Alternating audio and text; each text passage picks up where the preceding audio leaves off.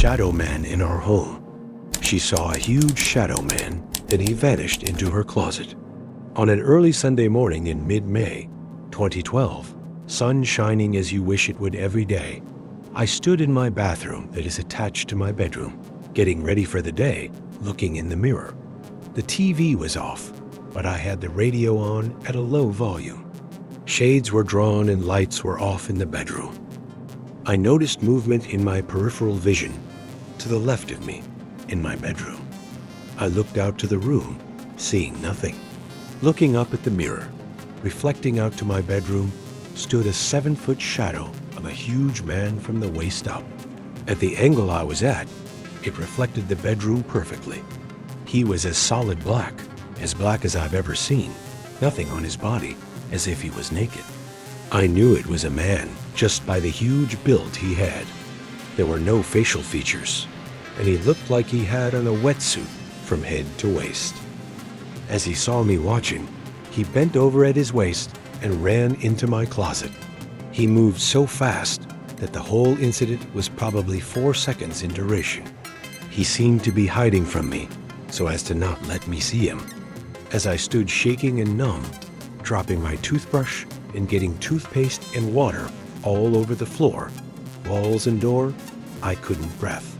It was the most terrifying moment in my life. After what seemed to be hours, I finally got the courage to leave the room and call my husband to come home. I will remember every detail without flaw for the rest of my life.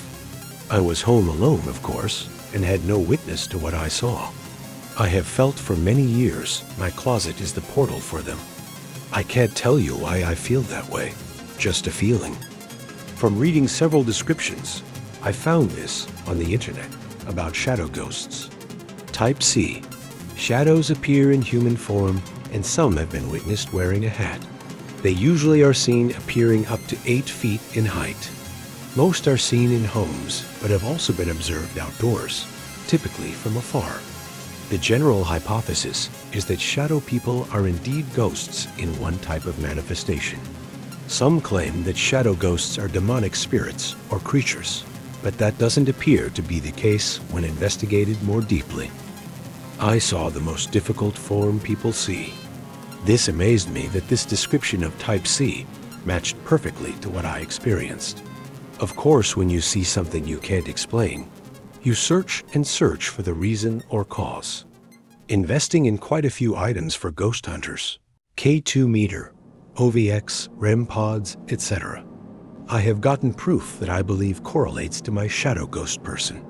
I have seen the REM pod light up in my bedroom by the closet when I am 10 feet away. There is someone invisible to the eye that sits on our bed at the foot end. My husband and I have both witnessed this. Covelo shadow people. In Covelo, a skeptic saw shadow figures and felt the land's deep sorrow. My alarm sounds at 5:30 a.m. on Saturday morning. It is unnatural to do this. I should be selfishly sleeping. As the staunch skeptic in this enthusiastic group, I felt that this trip might be my stellar opportunity to really experience a paranormal encounter.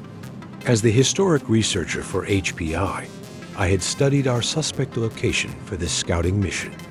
I must admit that I had my reservations. I have always been superstitious about Indian ghosts.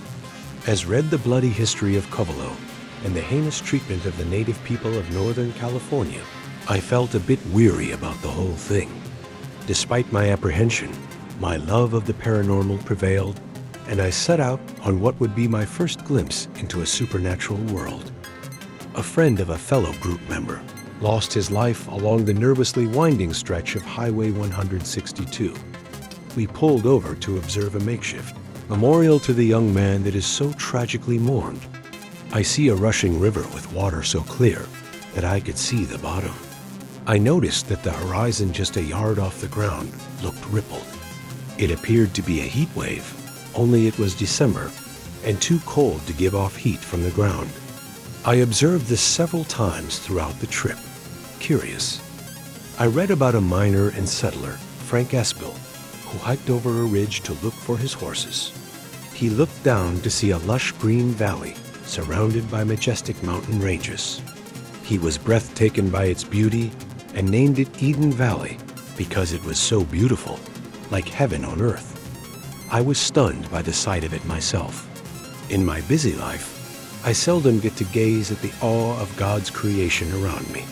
Holly commented that the oaks in the valley are some of the oldest in the world. The thought is profound.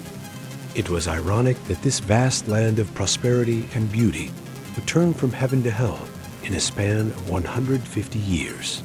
Stepping upon the ground of the round valley, this Eden seemed to change shape.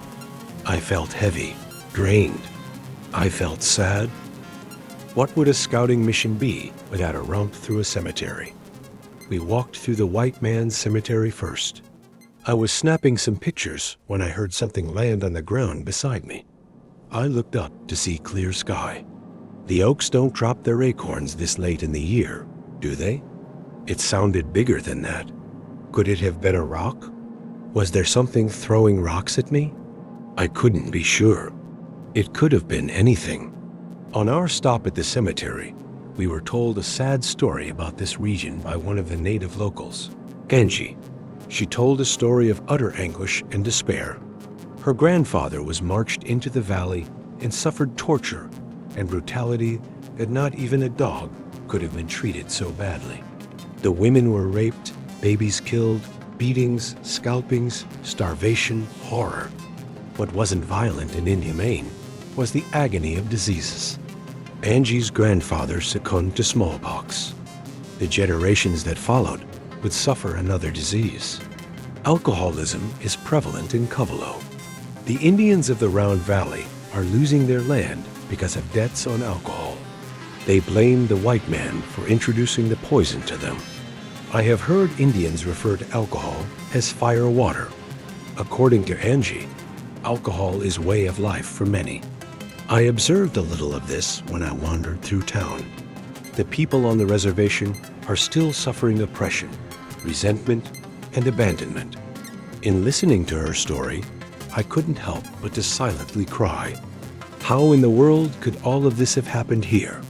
The town of Covelo holds a remembrance to those that died marching 140 miles to the Round Valley, the trap that would taint this land. The event, the known cult walk, is one that Angie never attended. She weeps when she explains that the experience would be just too painful for her. We had a busy day, and darkness was beginning to fall upon this already eerie and disturbing area. We retreated to our camp. During our break, Nicole and I were sitting in the car, talking when I saw a small shadow running very fast in the meadow beside us. I continued to talk to her, dismissing the event. My eyes must be playing tricks on me.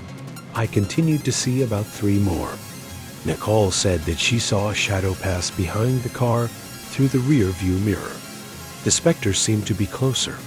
I began to feel uneasy. Then both of us turned to each other at the same time and said, "Did you see that?" We saw a larger shadow just 10 feet from the car. I saw creatures, about 3 to 4 feet tall, very thin, long arms, and that ran very fast. It seemed to be mechanical. Think The Day After Tomorrow and its over-exaggerated, sped-up cinematography. They were humanoid, but too short and fast to be human. Now look, I am a severe skeptic. I am not psychic by any means. I am learning how to open my mind to changes and fluctuations of energy in my atmosphere. My body detects physical reactions to paranormal activity, such as feeling cold, sick, or chills. I am alert to the surrounding sounds and smells, though I rarely get a sensation. I am usually convinced that a plausible explanation is behind just about every haunting. I do not talk about what I thought that I saw, unless I am absolutely sure. Nicole and I decided that we should try and get out of the car. When I opened the passenger door, another shadow was about 15 feet from me, standing in front of a beam. He was taller, stockier, and had his hands on his hips. I jumped, not expecting that anyone was standing there. It was later that I heard the story of a suicide that occurred on the property. I believe that I saw a ghost. As for the other activity in the meadow, I really have no idea. I have been thinking intently about it and have philosophies and theories, some plausible, some not. Indians are known to change shape into wolves and birds.